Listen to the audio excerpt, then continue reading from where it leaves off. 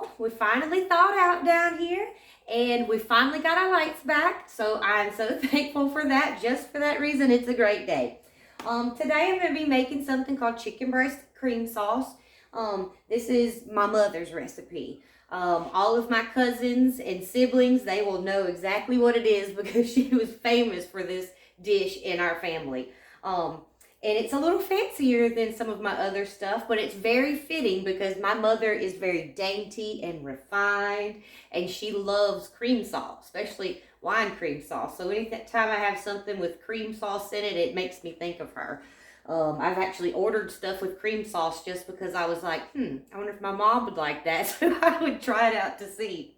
But anyways, what it is we're going to saute some chicken breast. We're going to brown some chicken breast. And then saute a little mushrooms, and we're going to put some wine and some cream in it, and we're going to serve it over rice roni is what we're serving it over. But you can serve it, make rice pilaf to serve it over, regular rice. I've never put it over quinoa before, but that would probably be good too. So the first thing that I'm going to do is I'm going to put a little bit of olive oil over my chicken breasts, and I'm using 2 pounds of chicken breasts. The recipe I posted is a single recipe, and I'm making a double recipe because we like lots of that sauce and everything. So I put a little bit of olive oil on my chicken breast, just boneless, skinless, whole chicken breasts, and I put some seasoning.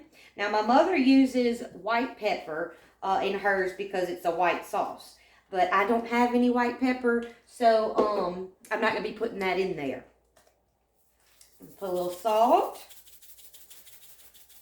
And she doesn't put onion powder or garlic powder, but I'm going to put a little bit in mine because, you know, I like lots of flavor. All right, now I'm just going to coat these real good in this seasoning and oil. And I'm going to come over to my pan over here that I've got heating up, and we're going to brown them on each side real good. All right, I'm just going to drop a little bit of water in our pan, make sure it's good and hot, because I like to get a really good, nice sear on these chicken breasts. And I'm just going to sear each one of them on both sides. And it's it says 2 pounds, but these chicken breasts are enormous. So I've only got 3 chicken breasts. And I'm sure you could add chicken or take away. Like I said, I'm making a double recipe. These chicken breasts are so big, I can probably only eat half of one. My youngest son will only eat half of one. And the other 2 people will eat a whole one. So 3 works out just fine. I'm really after the sauce of this anyways. The sauce is incredible. It's so good to sop up with a roll or a pistolette. My mom always served hers with a pistolette.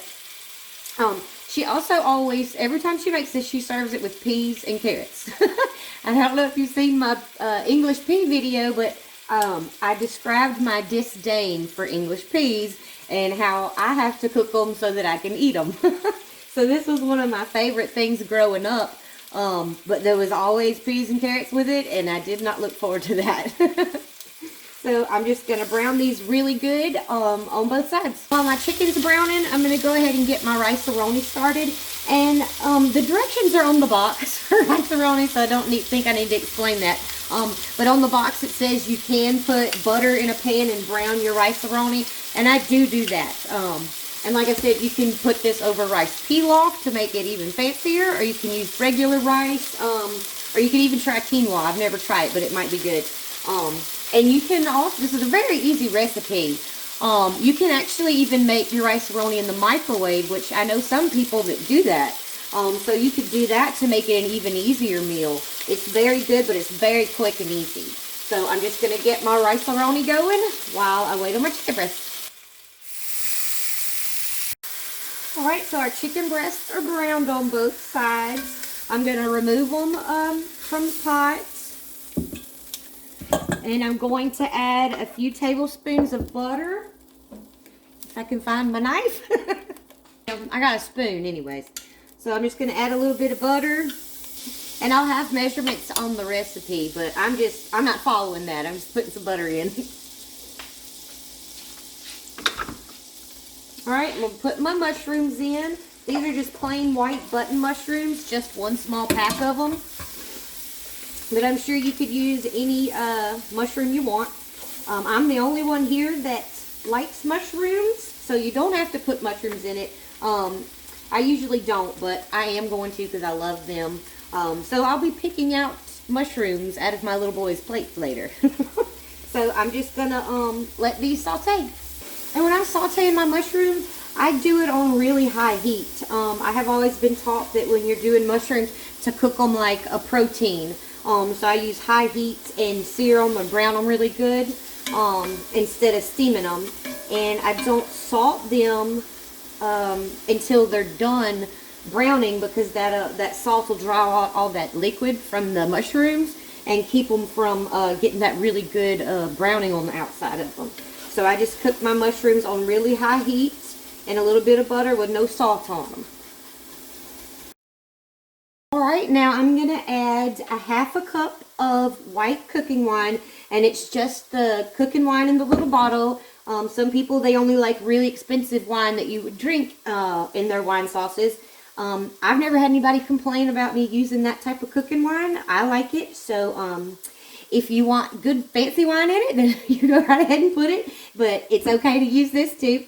It calls for 1/4 of a cup, and I'm doing a double recipe, so I'm putting a half a cup. And sometimes I put a little bit extra because I like a good strong wine sauce. So if you want to put a little bit extra in there, you go right ahead. And if you don't want wine in it, you could just use chicken broth in place of it to deglaze your pan. And I'm just going to scrape my bottom of my pot and get all that good stuff off the bottom. Let me stir this before I burn it. Get to talking and forget what I'm supposed to be doing. Alright, now I'm just going to let this reduce. I've got it on medium heat. I'm just going to let it simmer and let that wine reduce down. Probably to at least about half the volume that's in there right now. And my rice-a-roni, I'm just cooking it in the butter until it starts to brown a little bit. I'll show you a picture of it. Like I said, the instructions are on the box for rice-a-roni. Alright, so I let that reduce by about half the original volume. I'm just going to turn that down to medium-low and add 4 cups of cream. If you're doing the single recipe, it will be 2 cups of cream. So that was a whole quart for a double recipe. Alright, stir that around. I'm going to add my chicken breast back to this. And I like to pour all this stuff in. Like if you're cooking, browning meat and removing it and then putting it back later, all that stuff that drips off, that's good. Pour that in there. Don't waste that. That's the good stuff. Alright, so I'm going to let this come to a simmer. You don't want to like vigorously boil it or anything like that, because that will break your cream. It can break your cream. So I'm just going to put this on a low simmer, like medium-low simmer, a gentle simmer. For about 20 minutes till our chicken breasts are done. Alright, so this has come to a low simmer, so I'm just going to cover it. Oh, my sleeve got stuck. I'm just going to cover that and let it gently simmer for about 20 minutes. Alright, so our rice-a-roni is all browned, so now I'm going to pour my liquid in and just let it cook. And I do use chicken broth in my rice-a-roni. Not all chicken broth. I replace half of the amount of water needed with chicken broth, and the other half I just use water. I just like chicken broth, I guess. Alright, so I'm just going to wait on my chicken and wait on my rice-a-roni, and that's it. Also, I forgot to mention that you are going to want to check this. You are going to want to stir it and make sure it's not, you know, boiling too much or sticking to the bottom of your pot. So just check on it from time to time. Alright, so this is done. I'm going to just turn the heat off. And I'm still waiting on the rice-a-roni. And I think I'm going to make some asparagus to go with this. Brussels sprouts would probably be really good with it too, because then you can put this sauce over the Brussels sprouts or whatever vegetable, broccoli. That would be good too. You know, you may as well just utilize that sauce because it's so good. But this is not a real thick cream sauce. It's not real thick or heavy. If you wanted your cream sauce to be thicker, you could put a couple tablespoons of flour or wondra into your mushrooms. When your mushrooms are done, just stir a few tablespoons of wondra or flour in there and let it cook for a minute just to get that raw flour taste out. And then put all your stuff in it and make your sauce a little thicker. But anyways, I'm gonna wait on this. All right. I'm sorry. I'm eating a piece of bread dipped in that sauce. It's so good. I could have just a bowl of the sauce and bread and just eat that, and I'd be perfectly fine. But thank y'all so much for joining me. I hope you try it and that you like it. If you do try it, please let me know how it comes out. And like I said, you could not put mushrooms in it.